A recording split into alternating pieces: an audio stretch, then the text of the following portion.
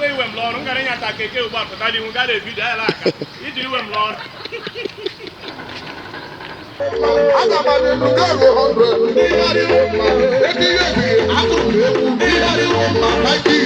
aga m agwụ egwu ọ bụ onye anyị mbụ oge bụ onye mmadụ ebe bara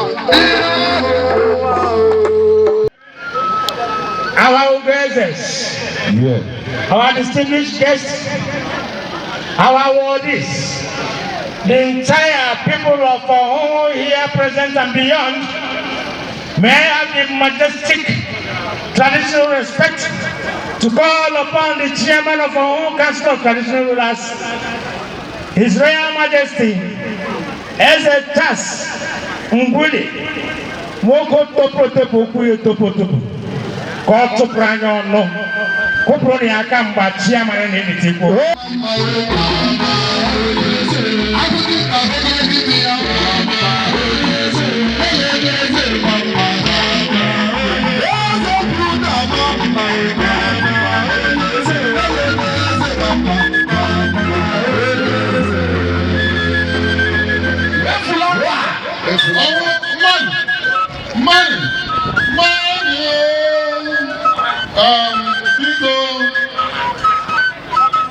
N'ihi oge nwe ọtụtụ okwu anyị na-akpọrọ uche anyị ka anyị gaa na ndị dum dị brochure unu ga-ala page 62 ya emere taa bụ awụghị ịnwa anyị na-enye n'ihi na onye mmere onye amara anyị ga-anọ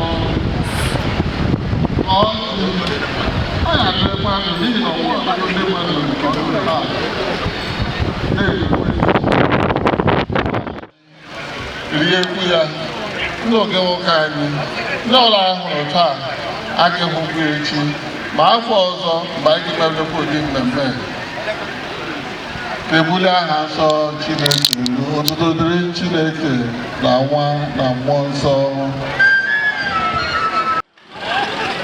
Bụkwanụ bishọp anyị ji eme ọnụ bụkwanụ ezigbote nwanne anyị nwoke ma ọ nwụghị na anyị amaghị ya site na mbụ anyị ghara isi ime onibe ese ka a mụrụ ya ọ bụ ndị bishọp ugwunu ka m akpọ ha bishọp Ikemefule Kenneth Tasie ya ka etofuru ndị ụzọ ma mmaniwo ọhụhụ ndị eji eme ọnụ ma mmaniwo ọhụhụ ndị hụrụ Chineke n'anya ma mmaniwo Chineke ga-edu anyị ndụ kwa afọ kwa anyị n'aha Jizọs amen. Anọ m ezitere m ozi sị m n'ụbọchị taa bụ ụbọchị ndị eze na Nwaji bụ mmemme iri ji nke ndị ọhụrụ. Nye m isiokwu anyị ga-eji kparịta ụka n'oge a ma jụọ sị ọ bụ ihe dị ka ozi ọma ka a na-abịa izi ka ọ bụ Bible study ka ọ bụ speech. Sị m ka eme a form of speech so ihe eji metụ kọpị ole na ole nyetụ mmadụ ole na ole ndị eze anyị nọ n'ebe ahụ. Ọ ihe ikele Chineke na o nyere anyị niile ndụ. Ekpere anyị bụkwa na ọ ga-ịga n'ihu na-enye anyị ndụ n'aha Jizọs. Were amara njem were ma si ebe niile dị iche iche si ebe niile dị iche iche wee zukọta. So n'isiokwu a kasị ka nleba anya si religion and tradition Iwaji festival in Ohoho land. So n'elu ya the chairman Ohoho Council of Ndị Eze, His Royal Majesty Elder Tas Ngwuli, the chairman of the occasion, His Excellency Chief Empire Kanu Ikoro Ohoho onye anyị ji eme ọnụ ndị eze niile nọ n'ebe a, ndị ugwu eze niile ma ugo eze niile n'ebe a, distinguished guests, ndị ọhụhụ niile nọ n'ebe a, and ladies and gentlemen. Ngala agụtụ ihe ara bekee ka enwe ike sebute oge ebe ọrụ kwere kọwala Igbo ma kọwala Igbo n'ihi na ụmụ onye Igbo mara otu esi asụ Igbo and echụrụ m n'uhu.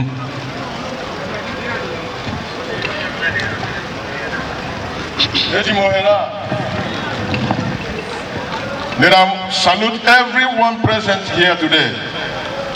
You are all welcome to this important and unique occasion.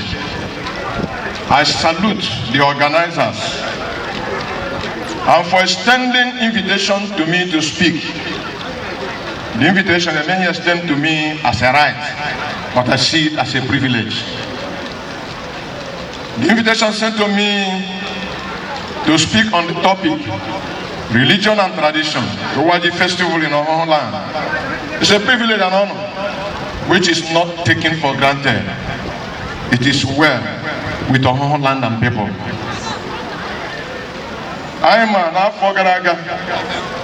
Omo no totally mind and na hasuru man. Manata Hanopai.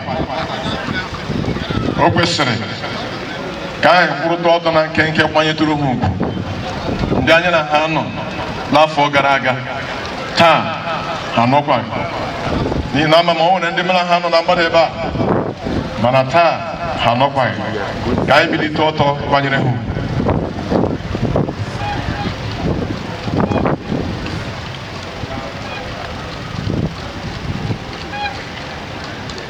Egweraebo, Kachine Kianaranguru Bihanu, Donaha Jesus. Amen. The topic, religion and the tradition, the Waji festival in our land.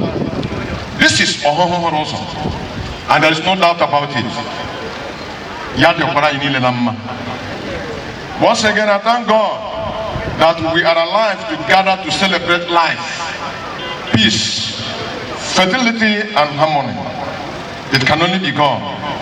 So to Him be the glory. Let us begin with having a little understanding of some important words in the topic.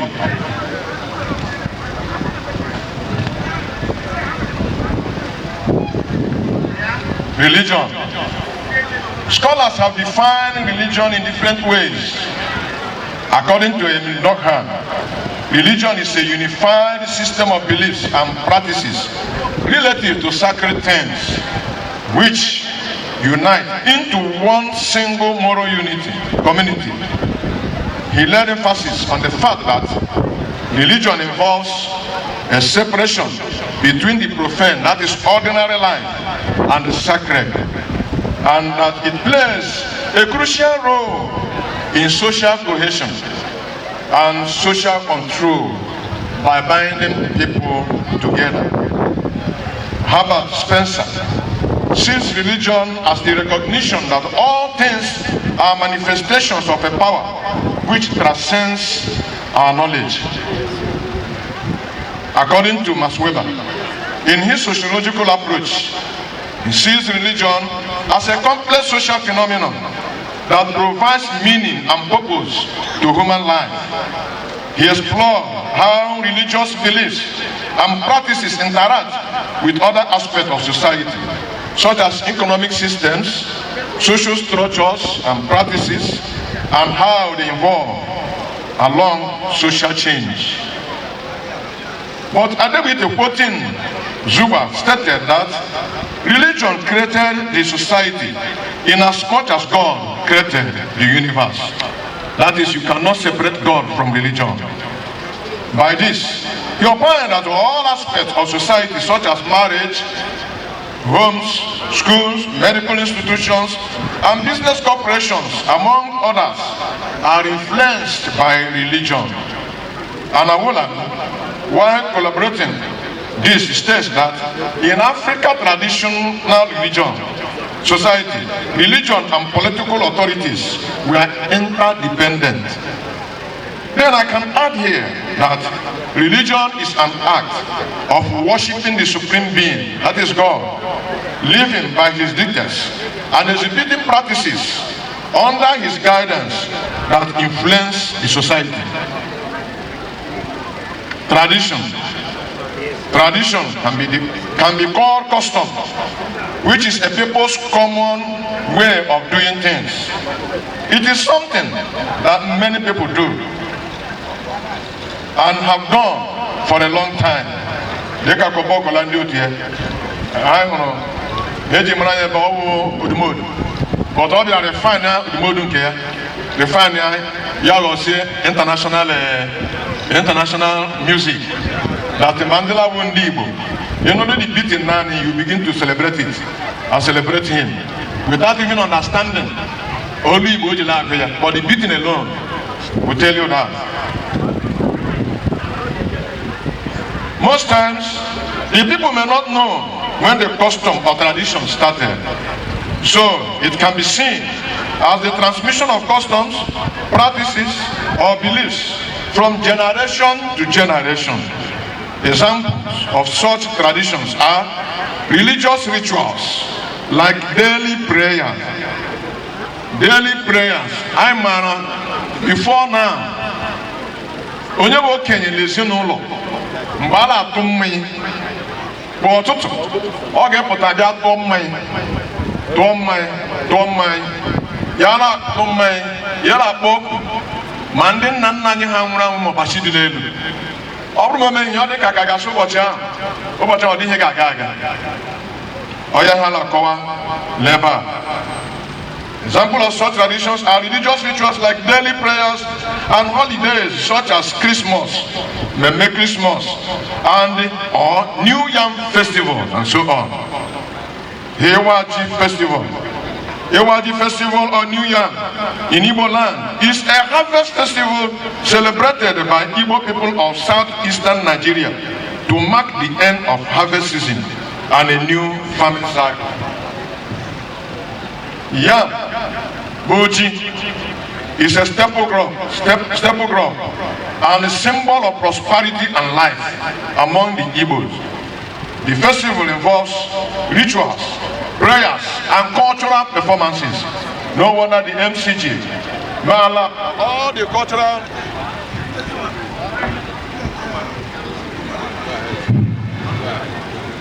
all the cultural dances I whenever can do like they may display. The celebration of New Yam Festival in Igbo land signifies thanksgiving to God and traditionally thanksgiving to the ancestors. It fosters unity and social cohesion within the Igbo community. The festival of Ewaji symbolizes end of famine.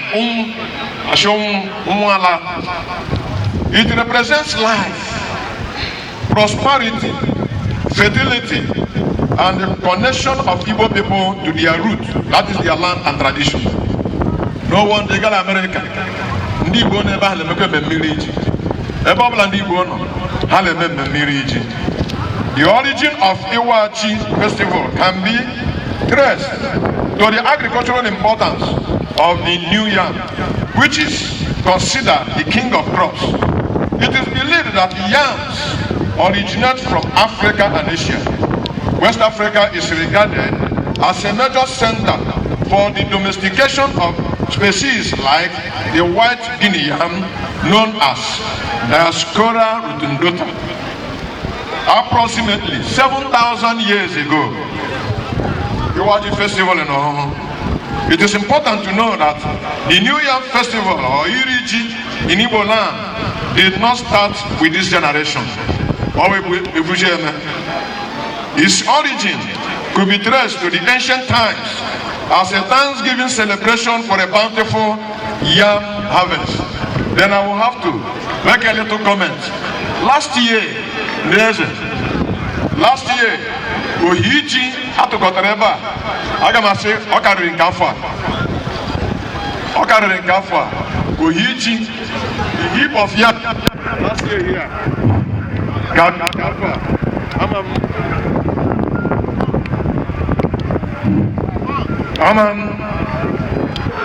ngwangwa emetara ihe taa ihe ga-agbanwela nha Jizọs.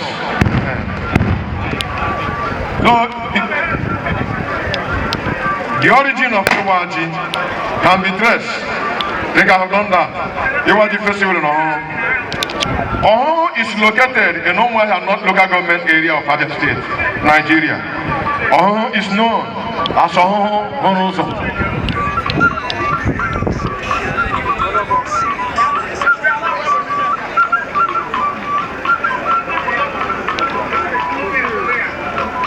The community today is predominantly Christian. Oho is located in Umuahia North Local Government Area of Abia State, Nigeria.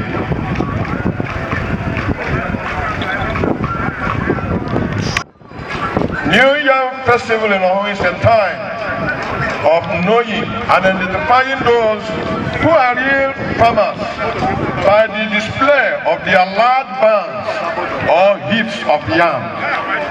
Yam farming in Oho is the responsibility of men.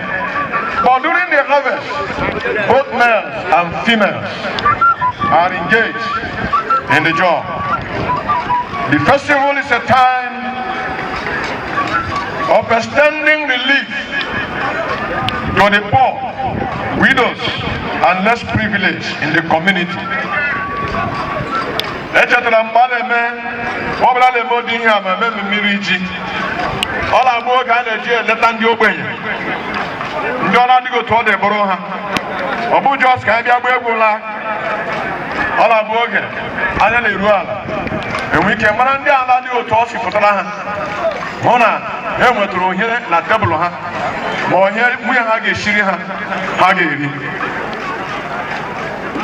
The festival is a time of extending relief to the poor, widows, and less privileged in the community. This is in line with the scripture, Leviticus 23 verse 22. When you reap the harvest of your land, you shall not wholly reap the corners of your field when you reap, nor shall you gather any gleaning from your harvest.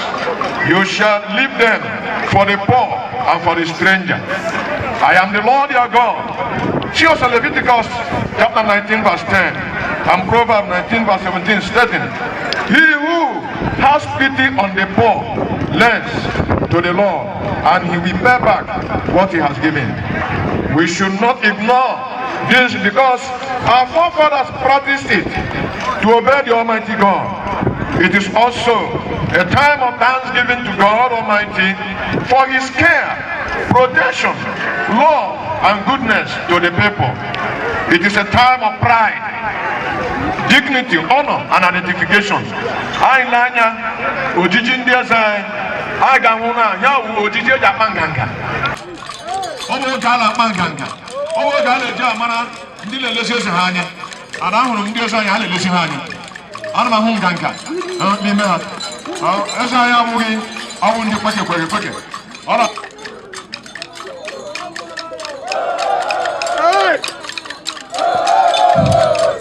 Ahụ dị mkpa, ahụ oge oge mee. So ndị eze, unu ga-adịrị anyị n'aha Jizọs. Amen.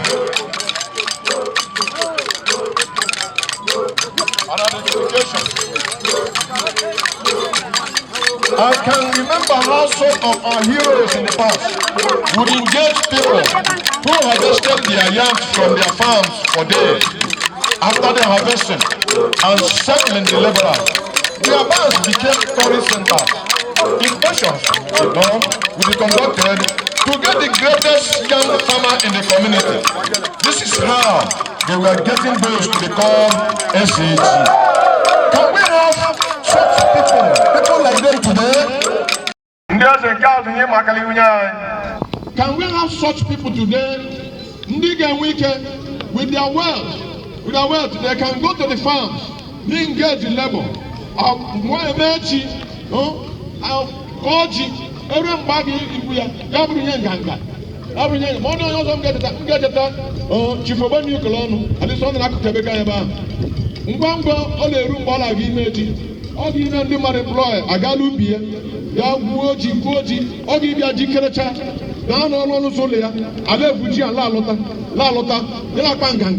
lakpanganga. And in Bogeru Bagame Harvest Church, we talk about the Sibukwejia, and Yellow one load, Halamanakala Church. So we are expecting that by next year, we will have more of this that will be produced by our people. And God will take the glory in Jesus' name. Amen.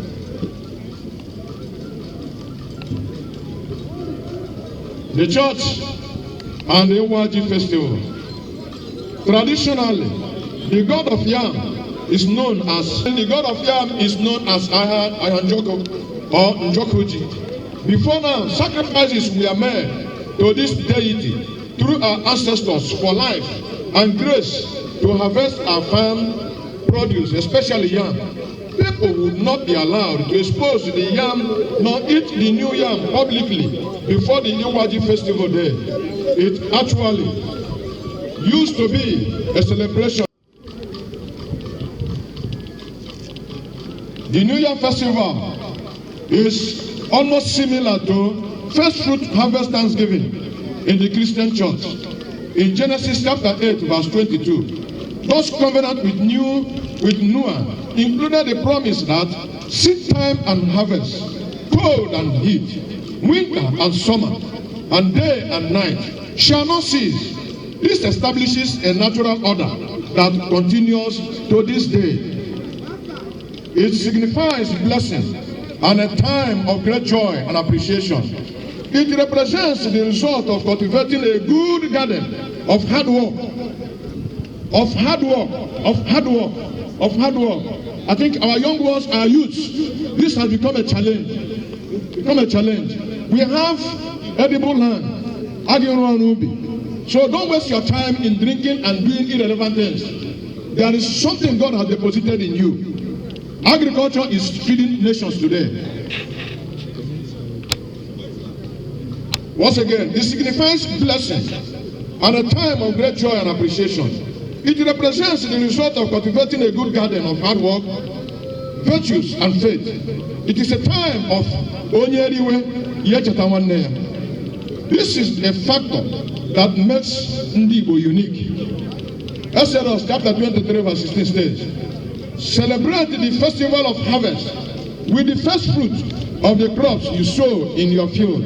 Celebrate the festival of ingathering at the end of the year when you gather in your crops from field. A call for submission. Our land and people belong to God. It is God that has made us.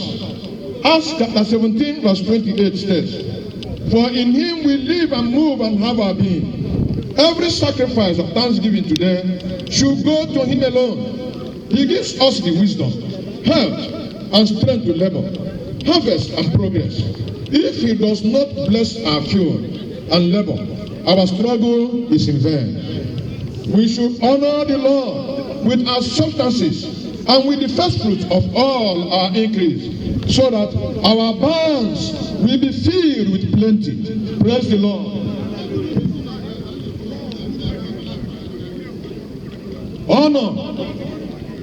Honor opens God's heaven, pushes one to a new level of life, bringing to us more blessings. May this be our portion. In conclusion, once again, I appreciate our political giants, business mogul, and magnets, and captains of industries like Dedai, His Excellency, the Empire Carpet, Rob, the thing really push to the international community. And the world like Empire Carpet. Ngugwe has it. Akurulo. While we are developing other states, other communities, other areas, we should remember our home. This is the time. The academia, religious leaders, our fathers and mothers and youth. When you obey God, you express your love for God. And we know that in all things, God works for good to them, to those who love him, who have been called according to his purpose like a whole land. Consider God's wish for us. In 3 John chapter 1 verse 2 it says, Beloved, I wish above all things that you may prosper and be in health, even as your soul prospers. May it not be anyone's desire to infect or contaminate or bring curse to our whole land, but to seek more light from God, dwell in the light, and attract more light from God and his blessings. Praise the Lord. Praise the Lord. God bless you all. God bless our home. God bless Abia State, God's own state. God bless Nigeria. In the name of the Father, and of the Son, and of the Holy Spirit. Amen.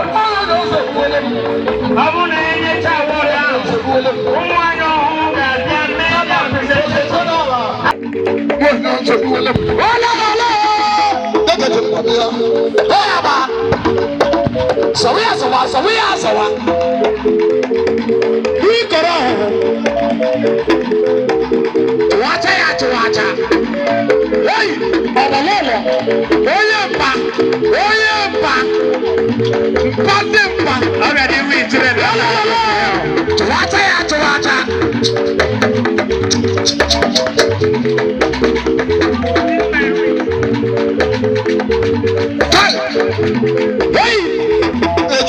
mọ́nu ẹlò wáyé ètùmọ̀ mọ́nu ṣé àbàlà ọlọ́mọdọ́lá. ẹni nẹ́ẹ̀dì abalẹ̀ èjì ẹni nẹ́ẹ̀dì olúwẹ̀lẹ̀ ẹni olúwẹ̀lẹ̀. Galilu lápọ̀.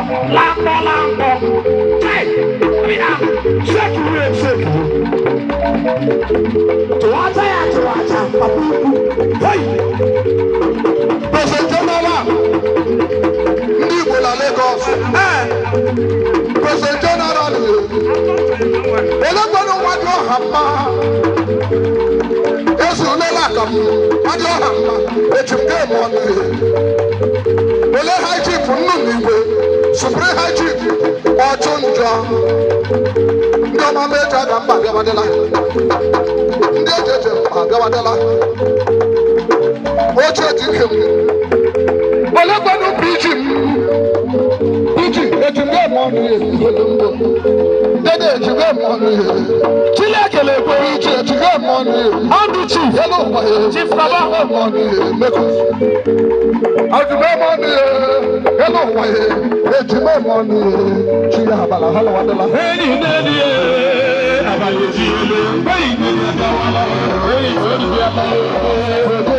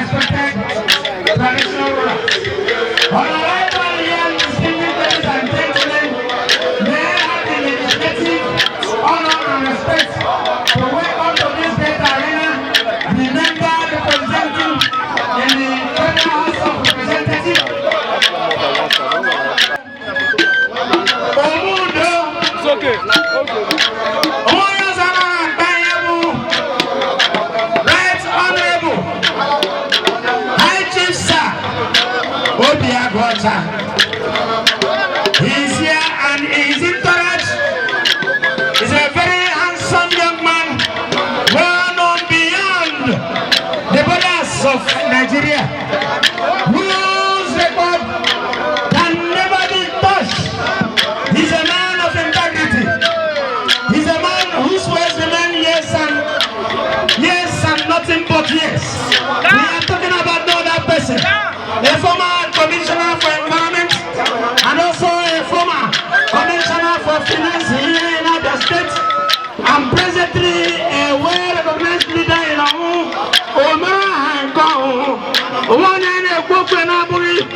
Chief Sir Dr. Anyauko. These are noble sons here that has gone beyond creating the history and sending the records of our in the Guinness Book book of records here in Nigeria, in overseas, in every part of this country.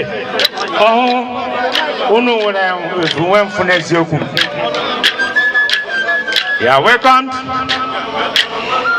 I appreciate most your entourage, all of them in white. And because today you were a man has senior aid and one was senior apostle.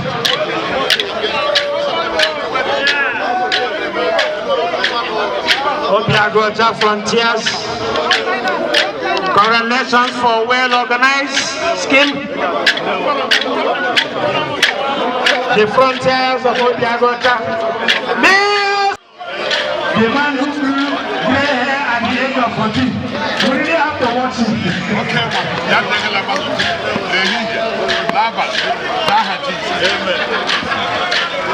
Thank you very much. Diego President General, almost all kinds of government committee. The own Frontiers combined with the Eco Progressive Union, Wakaigan Kwebu. Every name by our councillor, the man whose Bible and bread speaks when he bends down. Thank you so much.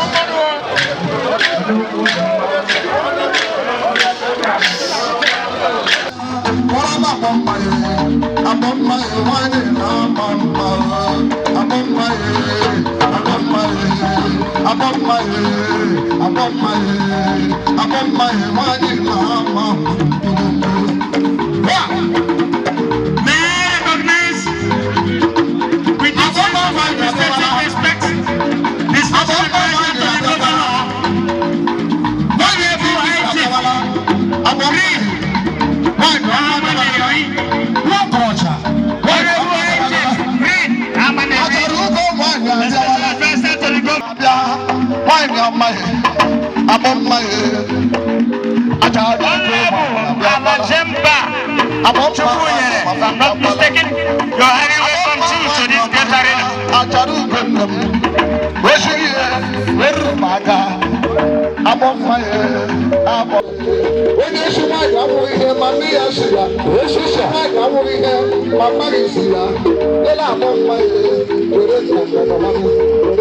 you. Thank you.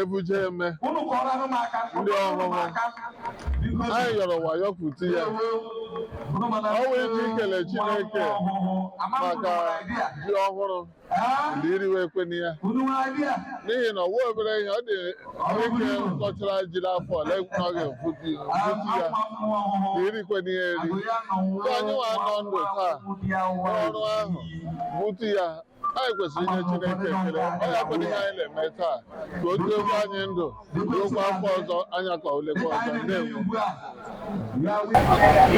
Aha m esoro Highness Eze Sir Chijioke Chikwekwe the Okafor of Nkwegu, Ancient Kingdom.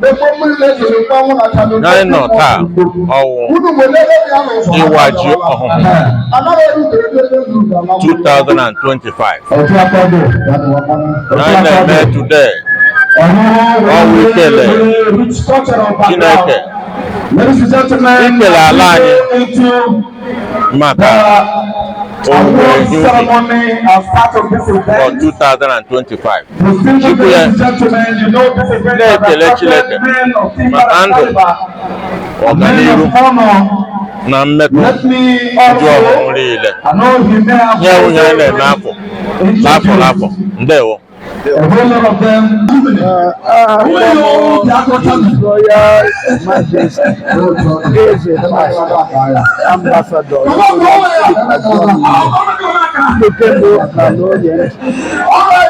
Nando wakati bata o mate ewaji iri jinde zonu iwaji ebido taa ebido kemgbe nna nna anyị ha obido n'ọkpụ ọ na-eme mgbe gara aga chi ka ndị ụmụkabi ha ga-eme mmemme alakpa ọha njọkụ ha emegharịrị ya ekwu ndị ọbụla gaga mee ihe gbasara ịwa ji ha na-ezukọtala ụmụkabi mgbe ahụ onye nna m kọrọ m ọ dịka otu ndị ụmụ aja ọrụ ebe anyị ka ndị niile ji ọhụrụ na-aga ekwu okwu ihe gbasara aja ihe ebidoro n'ọkpụ ndị ugbu a ka ndị ụfọdụ na-anaghị arụzi ọrụ ubi mụ a wee ọrụ ubi a mara amara ya na-akpọ m wee eze eji aga m eji trọ na-aga egwu ebe niile m mụrụ ọrụ ma ebe ọba achata ma ebe ebe anyị obi dị m ụtọ na ndị eze ọhụrụ na-eme mmemme a niile dịka bishọp ọrụ iji kelee Chineke na ihe ọma o mere. A na-ekele Chineke kemgbe anyị gara gaa rụọ ọrụ ubi sụọ ahịhịa sụọ akọ ede tinye ya eruze na emepụtara ya erule ọ ihe kwesịrị ikele Chineke n'ihi na o nwere ndị gara ọrụ ubi emerụ a mana gaghị a anyị rụrụ ọrụ ubi watala ọsụsụ watala ebe ya watala ụmụ ya kọ watala ibi egwu iri eri ọhịa bidoro mbụ ọhịa nye Chineke ekele n'ihi na God first Chineke ọhịa ihe anyị na-ekele ya ịma anyị na-aga na chọọchị tụọ mma chi Chineke lekwe ihe nyere anyị ọhịa anyị na-emeta e nwere ndị ọzọ na-akọrọ unu ma ọ bụ ihe nkwu ndị ahụ ha ga-ajụ ajụjụ Chineke ka anyị na-enye ekele na ihe niile ndị a o mere anyị egwute ji nke anyị na-esikwanụ Chineke afọ ọzọ ka ji ndị eze ga-egwute ga-akarị nke ndị abịa ndị ọhụhụ niile ya anyị na-emezu ụgbọ ọhụrụ ha ngwa ha ga-emewe mmemme na kọmuniti ha ji akala orire mgbe a ga-eri ya anyị mechaa ya afọ ọzọ ka nke afọ ọzọ ga-ekarị ke mma na kọmuniti niile dị n'ọhụụ ọ dị ole 7 kọmunitis nọ n'ọhụụ ha gbaa mbọ ọwa ji ka ọjị ka ọrụ dị mma agrikọlchọ anyị kacha mma ya dịrị unu mma ndị pres na uchu ọ dịda anyị ọ igoro ọhụrụ so biko ma mmadụ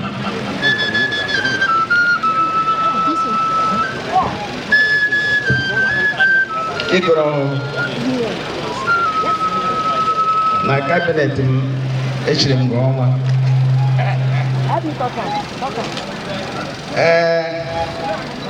ekwu okwu gbasara ọhụrụ wee tighebe nna ya ebe Kanu ozugbo ama m mụ na gị wee bi yes kama amụrụ gị na maternity mụ amụọ m n'azụ ụlọ maka papa gị mgbe ahụ anyị nọ n'ụlọ street akwa ya ọbanande anyị dum nọ anyị ahụkwara otu esi gbalịa papa ga-agbalịara ndị ọhụhụ ihe nne debe agụụ anaghị agba nwa ụjọ ma ejiri na-eke Onye onye shi mgbe obere na mụ mepe factory Empire Carpets. Anyị wa abịa soro gị n'azụ. Oke mgbe anyị hapụkwa ọhụụ. Anyị jighị n'akpa nganga. Taa ndị ọhụụ echetara gị. Sị ndị dum ahụ ile emere anyị ofu nke efu. Anyị na-asị ọ ga-edịrị mma n'ụtụtụ, ọ ga-edịrị mma n'ehihie, ọ ga-edịrị mma n'abalị. Anyị adịghị na-ehọrọ ito obodo anyị na Chineke ga-edowe anyị ndụ, dowe anyị ndụ. N'aha ndị eze ọhụrụ, anyị na-enye gị awọda gbaa n'aha nke Nna na nke Ọkpara na nke Mmụọ Nsọ.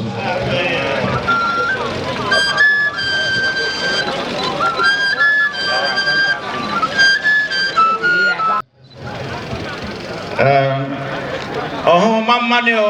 Iya. Ọhụrụ ụzọ mamani. Iya. Ọ̀nàkùnà àwọn náà ṣe elégbé dị mma. We thank God. Ihe eze Mbakwe kwuru. I'm one of his subjects. And since onye cham chieftaincy title, nchi ajọ nkwa ma ọzọ eke, but I na-ekwe ka nzu ike.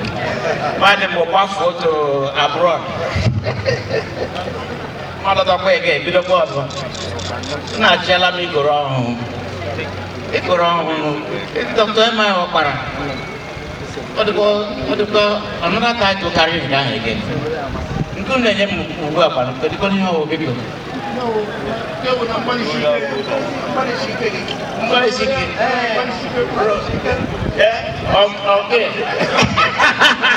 Ịhụnanya ladị n'ezinụlọ dị mma o, ịhụnanya ladị nwanne m bịa o.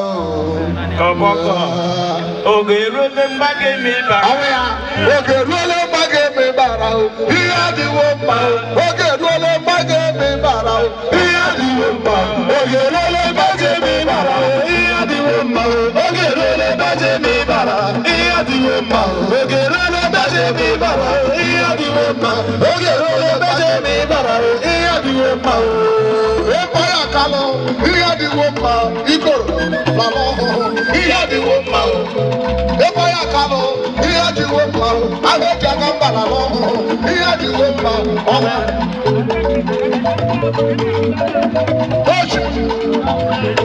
Oge eruola mgbaga eme bara o.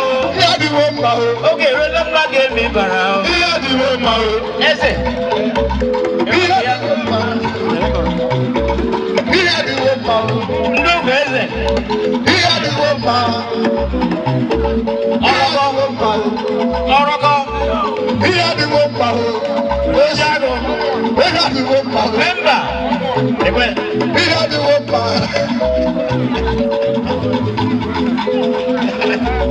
Ihe adịwo mma o. Oge eruola mgbaga eme bara. Ihe adịwo mma o. Ana m ekele ndị eze niile. Unu hụrụ m n'anya nke ukwuu. Hụrụ m n'anya nke ukwuu. Ọ gbanye njula unu kwa m na-aza. No matter my age, and Chineke ga-eme ebere, I will continue to be with you until I leave. Sure. I thank you for this special award. I'll cherish it so much. And Chineke ga-agọzi unu. Gọzikwa ndị unu na-aga ime chieftaincy today. Ka ha si our example na-agala ihu ga-eme ka ndị ọhụrụ dị proud. In Jesus' mighty name. Eji m little thing. Come adịgo m retire. So this is what I want to use to thank you for this chieftaincy. Thank you very much. Ndewonu. Ọhụ kelenu. Unu kụpụ aka. Obi agụ ọcha. Unu kwa akụ aka na-akụpụrụ m ya aka. Chukwu ihe niile ikere dị mma. Chukwu ihe niile ikere dị mma. Chukwu ihe niile ikere dị mma. Obi agụ ọcha Chukwu ihe niile ikere dị mma. Ọ dị mma. Ọ dị mma. Ọ dị mma. Ọ dị mma. Chukwu ihe niile ikere dị mma. Thank you, please. Thank you. Let's move straight.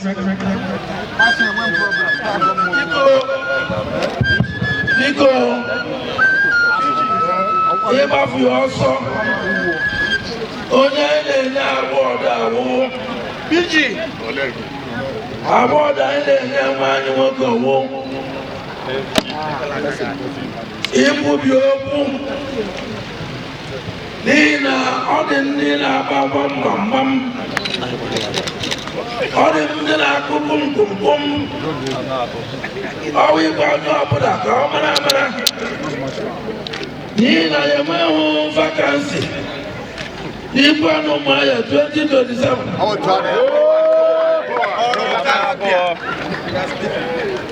onye ọbụla bụ makịtị ya ya na-emewu omenala anyị kara ala ya bụ igwe anyị kabieli ya ọhụ dịrị ya ozi dịrị ya ka ị ga etinye ọkwa ya kara n'ihe onye ọ na-agụ ya echere ya gara chaa ya gata anada another community all take kaya o awara don na bulo bi agota udo jago ogun ma bere gburugburu ene nyagi gawo gani hu ni na yele me ndi gbanu ma ya ma asita ni mi ke sa to ana kolite ese wakon yo ba the great di guru di leader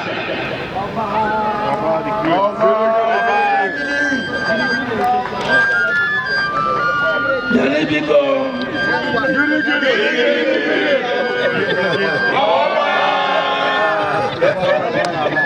Niko wule n'oṣia, ọkàrí mmanụ ọnụ, iwu ike mee ya ka obi ike elu n'ụka ala dọrọ.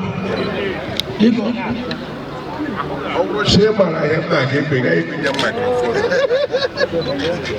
Dọkịta ọbụla ochie dị.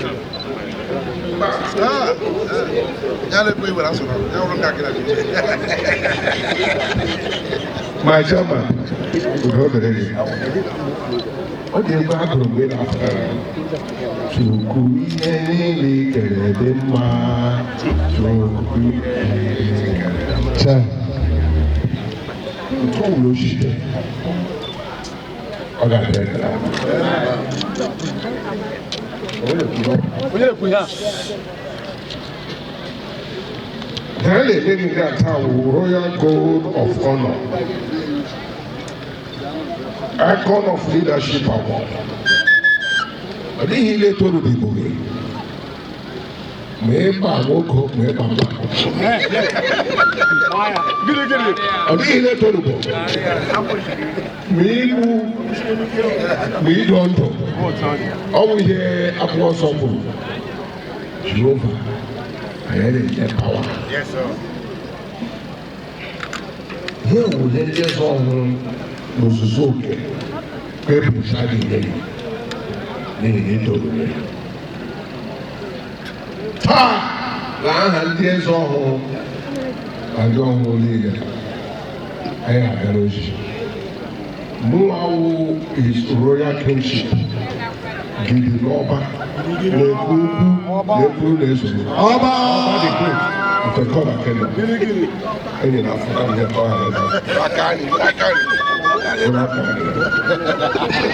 I don't know here. Iki alaga. Kila na mabo. Na maya chite paga. Yo. Ogo kaide. Ai gi so lu ko ma shada ne. Yawo ọkọlọtọ enyere gị gamonte were aga onye ka ị gọchiri ọ gara 2 tenors ọgbọghị ọ dịghị ọjọọ dị ya Oke ọdụzụ ike debu nwanyị ọchịkọ mekwa pakechọ ya mekwa pakechọ ya ọ dịghị na mmadụ eke na orio n'afọ n'aha nna na nwa na mmụọ nsọ Didi.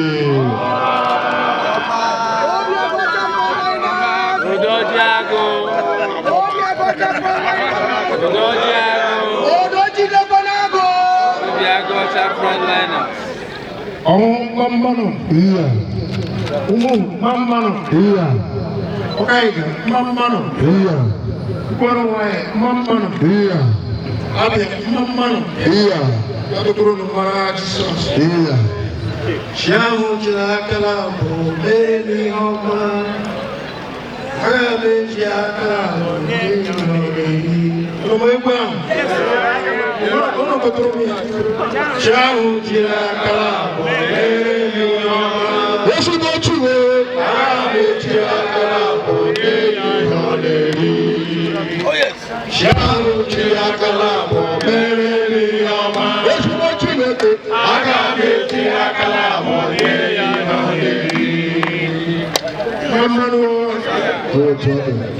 Obi do mo cho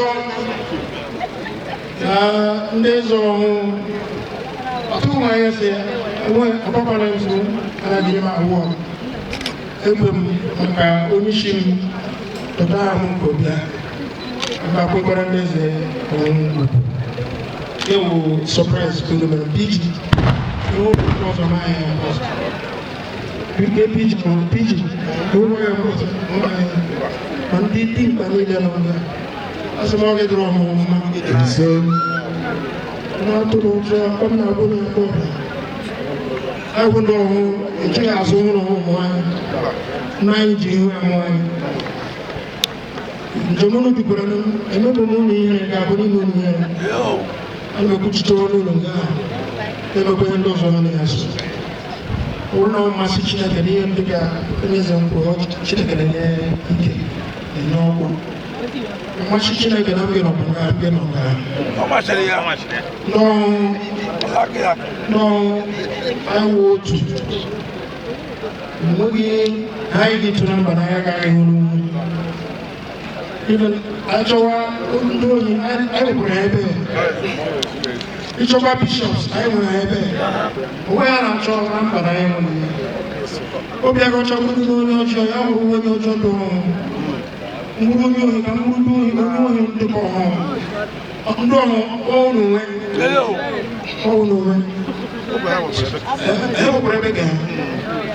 so, only the chicken.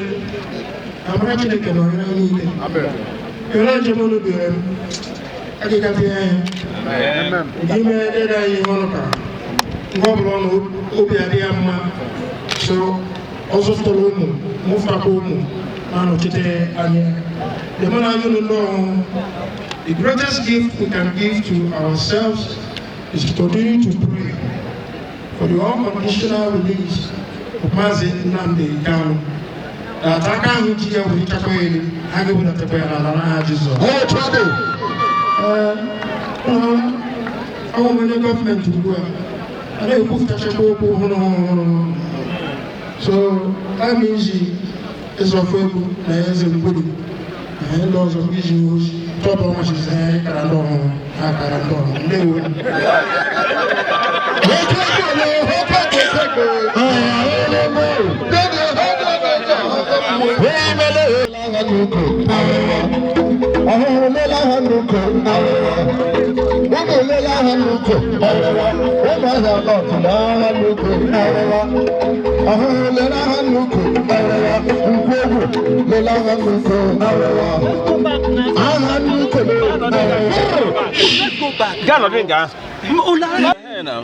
Chineke abu onye mara ihe niile ya na-eme ka awụ ka Chineke nwee ike remember others onye na-enye awọdụ awụ the only person who won more than a government o chetara ndị ọhụrụ nke mụnwa first of all ọ na-enye m everybody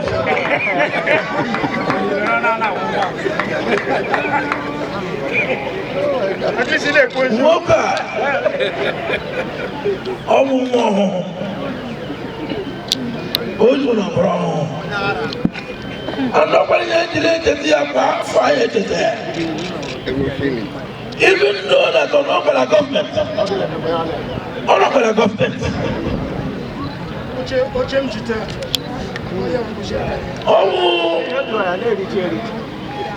All I want of Mendoza bridge. The only person who never bomb, Jack resign here. My hair, Momoga, Utagi, nobody never get it. If our home can be denied their right ownership of House of Rep.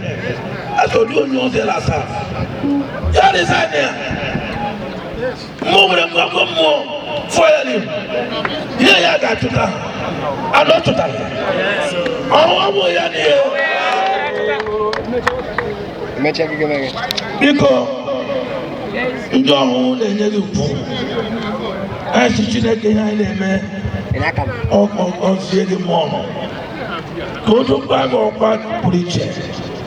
Enyaka odisi tiru re do ho oge efu ye wetranye nomla Chineke nna baba Nigeria ige ketra no gega Chineke ge welige no ejo gara sibiko kampani opo aga mi polite onye na agwụgwọ ndị eze the chairman eze Mbulle Moko Trogorogo, Moko Mayalano, Moko Jaka, the chairman, Ndezo, God have many opportunities. Chairman, oh my God.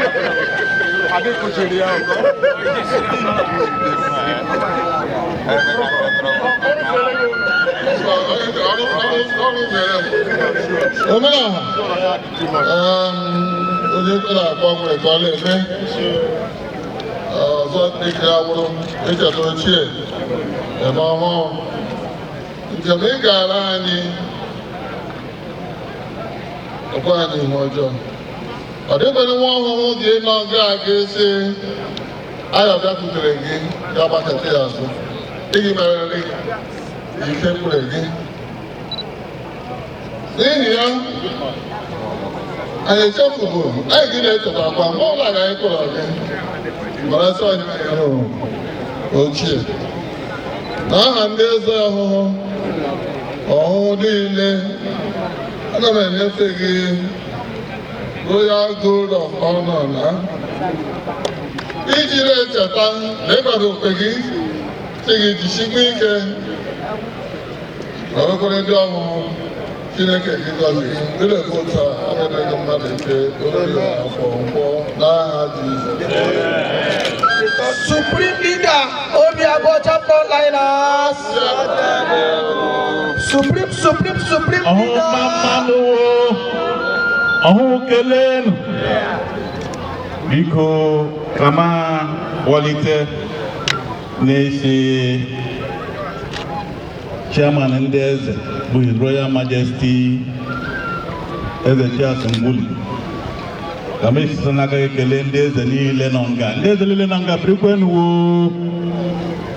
biko I duly recognize our member representing us at the Green Chamber of the Federal Republic, the Right Honorable Obinna Agota Nogugi. Biko ana m echeta ndị chief ndị niile tiri echichi nọ nga ndị niile wụ ndị gọọmenti na ọrụ gọọmenti nọ nga ndị leaders niile nọ nga distinguished ladies and gentlemen biko for avoidance of waste of time. And thank you for coming. Because I make a for deeming me worthy in this award. As Jesus.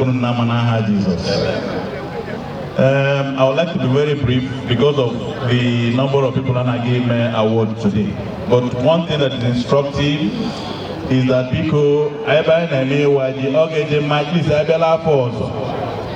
Ji na mhonga ka o multiply at least by 10 na ha Jesus. How do we do it? Let us have even a committee. I want to know. I said set up a committee. Then maybe plantation. I wear one for cocoa. I wear one for palm. I wear one for yam. I set up that now. Say I would take. I would take. I have team up with the various communities. Emeya onye obula wana ala. Ana amara ga alage yo. Emeya Allah obula wana. E were kwa share ge ya mana sharing pattern. You know, so for me, the takeaway for this occasion, Gawo, how do we set up a committee that we immediately plan for 2026 New Yam Festival alongside other things? And then I set up, I am with the way go. Before my government, I'm a old money. Managing director of a bank in the country. Again, I say, I'm here now. So when I say there's an organized government, so before my papa government, I'm a community. So now here why Jagamengo Nambido 1 million naira. Now I say because I set up committee and I set up Basara how to cultivate Maji, more palm, more cocoa. In some ways, let us sit down, map out geographically areas that will be suitable for that purpose. And then I didn't at least I see now about of that year and here Galilean. I'm not going to Jesus. Thank you very much and may God bless you.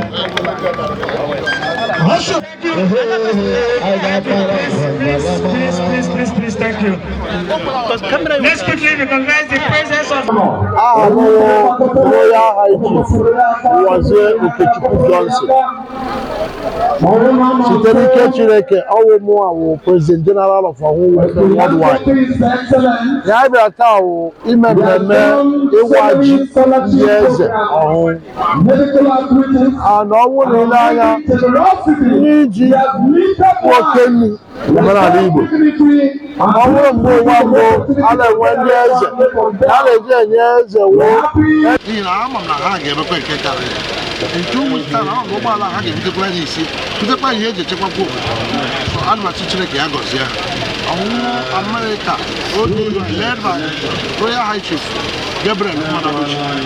Chineke ga-egozi ya, gozikwa ndị executive ya, gozikwa ụmụ ọhụụ na America. Ana m achịkwa Chineke ka ọ gọzie ụmụ ọhụụ na Malaysia dịka ha ekwere m nkwa. Ama m na anyị nọ imechi ọhụụ. Na-anyekwa Chineke ka ọ gọzikwa ụmụ ọhụụ nọ India. Nkwa ha ekwere m. Ama m na ọ ga-akarị otu ọnwa ala ọhụụ nchekwa na udo ga-eju ya. Ndị ọma ga-abata maka ihe ọzọ anyị na-ele anya abụrụ atụrụ aka agwụla. Enwere ụka ahụ ime ụmụ ahịa na-esi Anambra n'ụka ahụ. Enwere nnukwu ụlọ anyị jiri inwe ọhụụ National Secretary uche anya nwee n'ala ya. Na amakwa m na very soon ya kikirịtọ. Asị Jehova onye pụrụ ihe niile ya gọzie ụmụ mere anyị ihe ọbụla. Anyị agaghị hapụkwara ike ya. Asịkwa m Jehova mmemme a na-emeta gị ya agaghị enwe nsogbu ọbụla. A ga-eme ya mee ya ndị anaghị eri ihe ga-erute ndụ rute ahụ isi. Ọ ga-erute onye nwanne nwaanyị.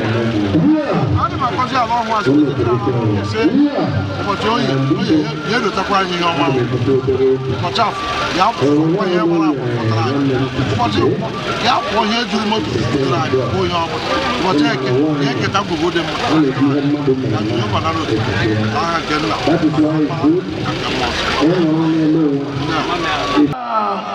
onye na-akwụ ụgbọ abịa asị ọ gaghị ịkwụ ụgbọ abịa ma ị nọghị ya. Ọ gaghị ka ihe pụla gị teki na decision ma ị nọghị ya. Ọ ga-ahụ gị n'anya n'ihi na ọnwụ gọvanọ na-erube isi. Ọ gọvanọ nwere squad ọma ihe a na-arụ. Ọ bịara abịazi eze chedie. Anyị si biko anyị na-ewere nwaanyị nyefee Chineke n'aka. Ọ ga-adịrị ya mma. Ọ ga-abụ ndị eze. Thank you.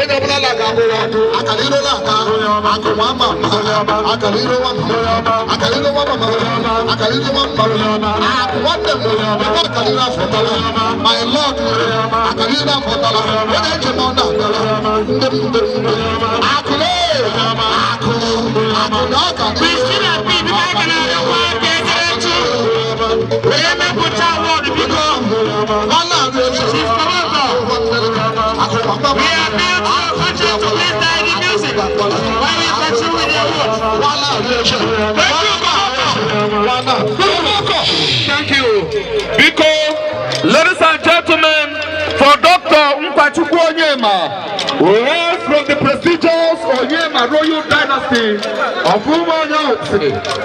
Because, Aganata Award ya Ubuya.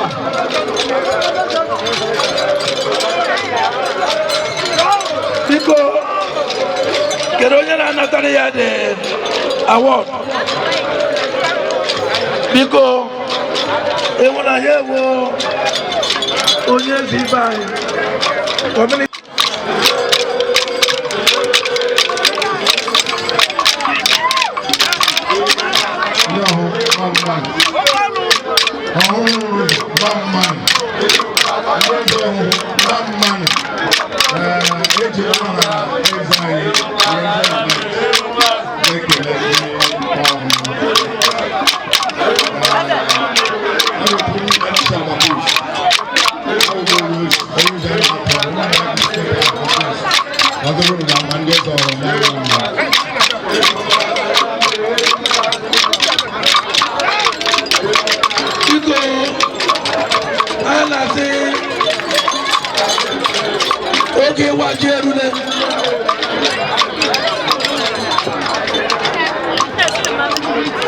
Uno bonoso, egu wajirine.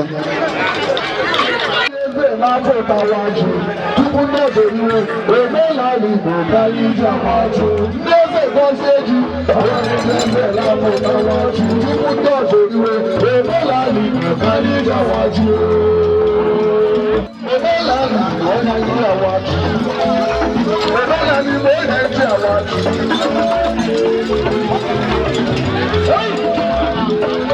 akíbe dada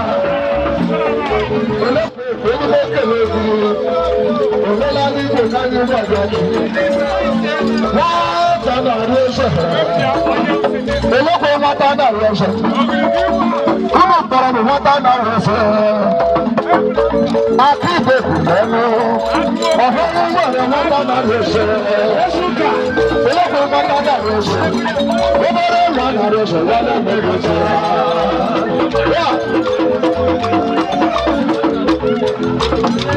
How do you say I'm allowed to? You was already where you were. There's a halal thank you, Koboko. Thank you, Koboko. Is it for you every day? I'm on the last book. Hello, you could have seen that, bro.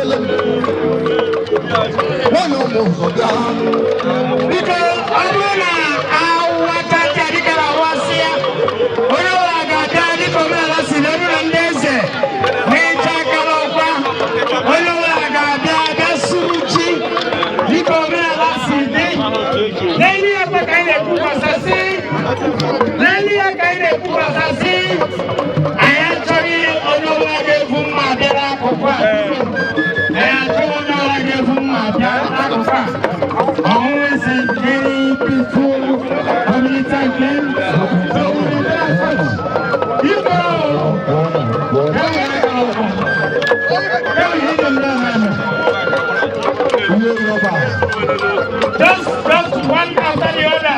Let everybody listen royally.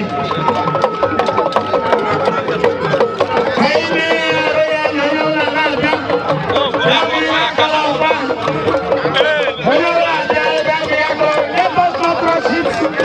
Please let us not rush it. It will get to everybody. What are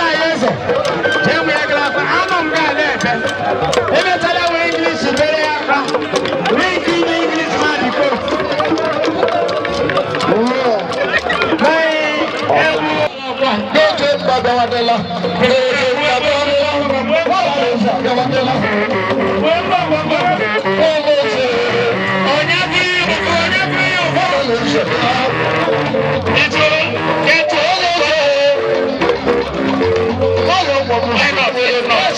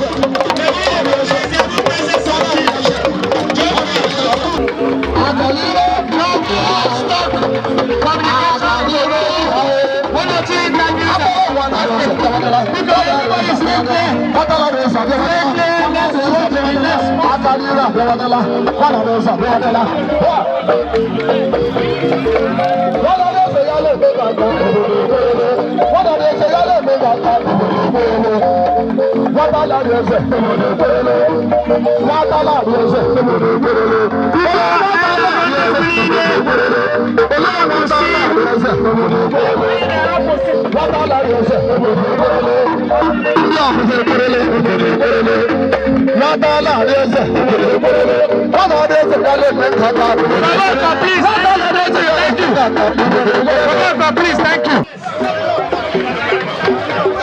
Please, stay clear from the center of the arena. Stay clear. Stay clear, please.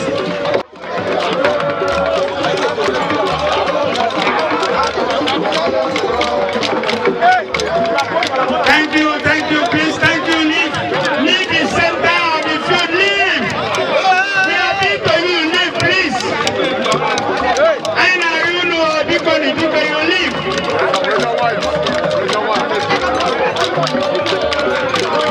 Thank you, amigo. Barrister Gabriel Chimaroki Ikeji. We are in for Papa. Because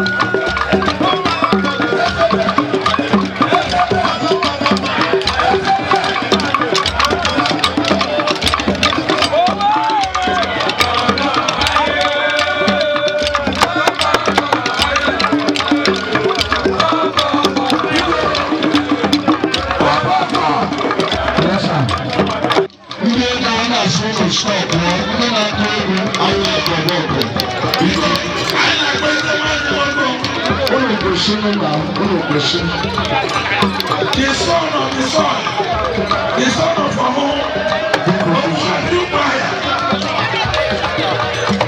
Udochiaku, Amu, Aina Bonidia,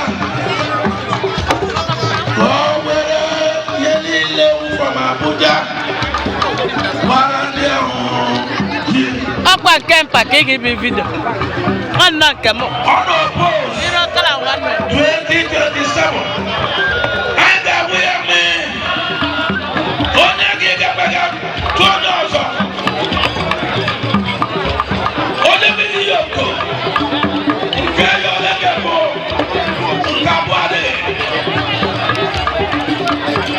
Oji Chereno, I'm a good Oji Chereno.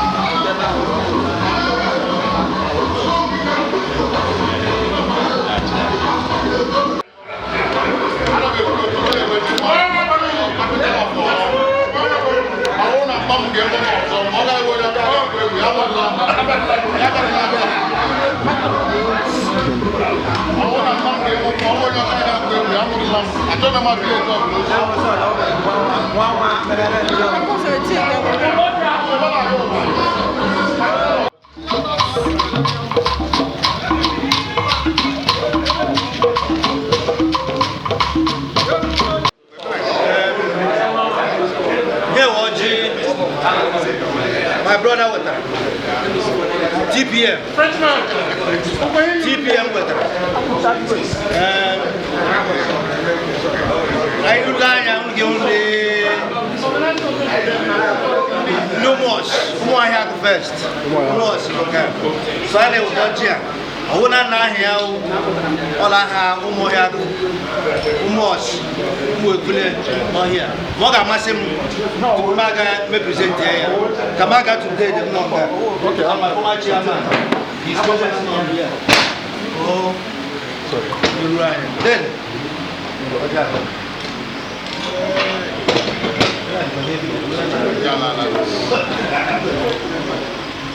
oh, man.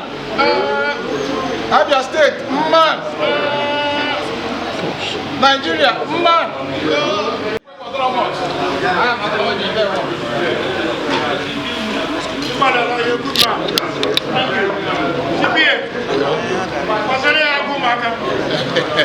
Ama m na njem onye ọbụla onye mere ejila amasị galọp ọjị ya mana agaghị m ịnọ gama m galọp mafee m ya ọhụhụ ma mmanụ iwo abịa ndị ewo biko dịka oge na ihe gbasakwa n'ọjị a na-asị ọkụ tụkọ ọsọ ka